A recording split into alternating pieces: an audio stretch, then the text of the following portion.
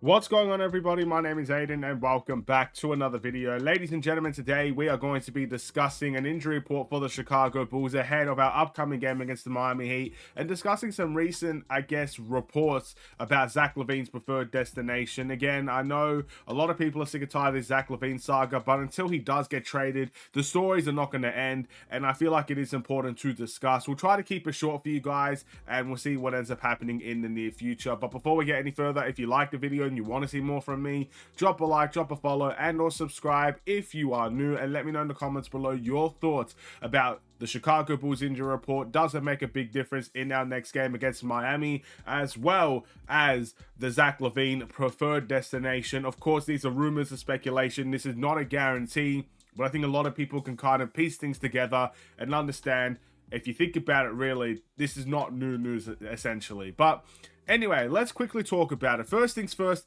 Alex Caruso is listed as questionable to play against Miami. He was originally listed as questionable in the last game against Miami, but ended up playing the game. Now, I don't know what the reason was for why he got hurt. I saw him go down. I didn't see how he went down, but unfortunately, it looks like he's going to be back on the injury list. Now, 50-50 is the likely outcome for Alex Caruso. 50% chance he may play the game, 50% chance he may sit the game.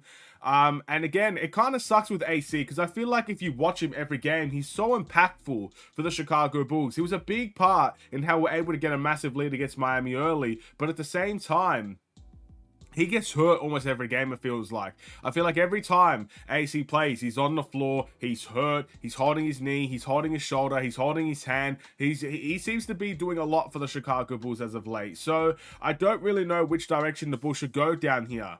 If he hasn't really aggravated any of his injuries and maybe he just had a tough fall, then I kind of can understand playing him in this game. But just the amount of pain he's probably in at this point, you have to make the decision based on the player's health at this point. You know, I understand Alex Caruso wants to play through everything. He's very similar to a couple of other guys on this team that always wants to play, no matter the injury, no matter the cause. But we got to think about the player first as well here. And I guess we'll have to wait and see what the outcome will be. I would love him to play against Miami. Again, I think we're going to need him against Miami. I don't think we're going to be versing the same Miami in the sense that they've obviously had to sit with this loss for a long time, not for a long time, for like a day or two, and they got us next. You know, that's a day or two to really think and analyze. You know, when you verse these teams back to back, the reason why it's so hard to beat them on a back to back and beat them 2 games in a row and stuff like that, and that's why the playoffs are usually so difficult as well, is that teams get to sit and reflect on what went wrong. And unless the Chicago Bulls can adapt as well, Miami will have the game plan to try and beat us this time around. I remember seeing the same things with, obviously, the Magic earlier this season. Obviously, the very similar things to the Raptors last season as well, when we versed them on a back-to-back and how they had different approaches and stuff of that nature. So expect Miami to come in and play a different way against the Chicago Bulls. Don't expect it to be the same game. Again, for the most part, it will be, you know, the same type of defense, of course, the same type of players. So it's not going to be drastically different, but there's going to be small changes in their game plan to stop the Chicago Bulls. We're going to be able to adapt in the same way as well. So we'll see if the coaching staff has the solution for that, and we'll see if we can win against Miami again. I don't believe they have Bam Adebayo still, so that's going to be very unfortunate for Miami. He's obviously a big part in how Miami like to play, and you can see the impact when he's not out there. So we'll see how that kind of plays into the idea of the Chicago Bulls and how they're able to, you know, take advantage of something like that. Granted, we don't have we might not have Alex Caruso. We don't have Zach LaVine. We don't have Lonzo either, but that's a different story in general. We haven't had Lonzo for over 2 years now, I would say. Around about 2 years. But anyway, moving on. For the Chicago Bulls, let's talk about Zach LaVine and his preferred destination. And I don't think it comes to a surprise to anybody that the so-called preferred destination for Zach LaVine is the LA Lakers. These are just reports by Lakers media mostly. I don't think Zach LaVine has actually come out and said this himself. A lot of things seem to be behind closed doors. But let's be honest, for a while now, this has been coming. It makes sense that Zach LaVine would want to go to the LA Lakers. First and foremost, a couple of years ago, he talked about how he would like to play with teammates like LeBron and AD, and that would obviously mean the LA Lakers as well. I believe he went to college in Los Angeles. I know he's from Seattle, but I think, you know, with a new family as well, it's probably a good idea for Zach LaVine to move to LA and stuff of that nature. There seems to be the go. Again, I'm not from America, but it seems like all people could talk about, even in Australia, is LA, Los Angeles, Hollywood, all these things, right?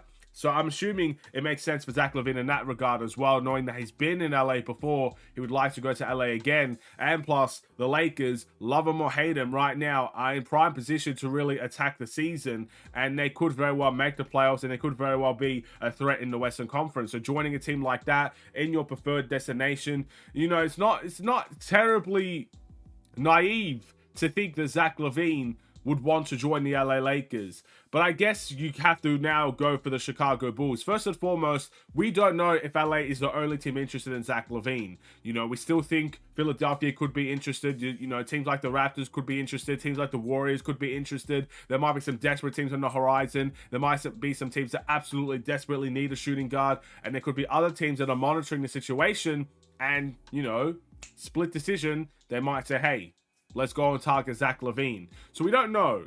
At the end of the day, Zach LaVine's preferred destination is the LA Lakers. And I've said this in the past.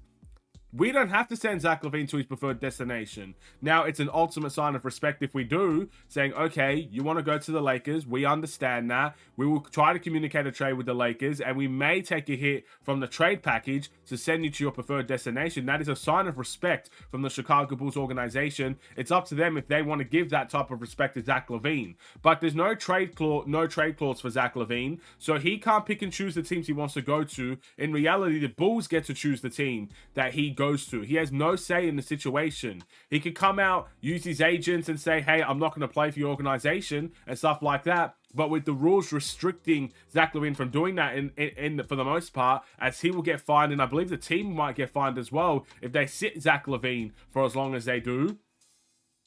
There's not much power there anymore, which I think is a good thing for the NBA. Because again, if you don't have all these terms fitted into your contract, it's as simple as this. You go where the Bulls tell you to go, and you play for the organization that we trade you to. Otherwise, you're going to get punished. The organization that's trading for you will get punished as well. And then your reputation is going to get hit as well. So we don't have to send Zach LaVine to his preferred destination. But I'm not saying we shouldn't. I'm saying we don't have to. I know a lot of people don't want to do trades with the Lakers. I see them in the comment section. I see you guys. And I understand how you feel. You know, at the end of the day, in NBA, it's a love-hate relationship with different teams. And a lot of people hate the Lakers. But we don't have to send him there. Zach LaVine can say his preferred destination is this or that. You know, we could send him to the Spurs or Detroit for all we care. And Zach's going to have to suck it up. Or maybe ask for a trade from that organization. I don't know how that's going to work. But whatever the case may be, the basic answer to this is we don't have to send Zach LaVine to his preferred destination. But I've said this before as well. The only real player I would want from the Lakers is Austin Reaves. I know a lot of people don't necessarily like Austin Reaves. Some people do like Austin Reaves. It is as simple as that. Again, you're going to get a mix of people liking and hating on certain players. That is the NBA, and that's what the NBA does. But Austin Reaves has potential in my eyes at 25 years old to be a very good scorer on this Bulls team. I think he could be an off-ball and an on-ball scorer, depending on what we need. And I also feel like there's room to grow there. And again, looking at what we did with Alex Caruso and how he's turned into the player he has become on this Bulls team with a little bit more responsibility, that could be a situation where Austin Reaves will thrive in that situation as well. Maybe. There's no guarantees. There's risks in every trade. There's no guarantee of success. There's no guarantee that we are going to win this trade against the Los Angeles Lakers. But Austin Reaves is the type of guy I'm looking at. Find a way to make the contracts work. Of course, add in that pick, because at the end of the day, as much as I hate that 2029 pick, I'd rather have that pick than no pick. Simple as that in my eyes. But yeah, ideally, I think it's best to get a third team in there and try to figure out a trade that works for three teams, and we get a little bit more than, I guess, Austin Reaves and a Rui Hachimura and a pick, or whatever the case may be. But again, maybe that's me being a little bit over exaggerated in the sense that, you know, people don't feel we're going to get anything for Zach LaVine at this point just by how well the Bulls are playing. But I do feel like a D'Lo and Rui Hachimura trade makes no sense for the Chicago Bulls. I feel like the only trade that actually makes sense for the Bulls is Reaves and Hachimura. Maybe with the pick. I want that pick. I want that pick over no pick. So that's my type of trade that I'm looking for from the Lakers. And by the way, Lakers fans don't want this to happen as well. Some of them do. I've seen a lot that don't. So what do you guys think? Thank you for watching. Drop a like and a follow and or subscribe if you are new. And I'll see you in the next one. Stay safe, stay healthy, stay tuned for more. Take care and peace.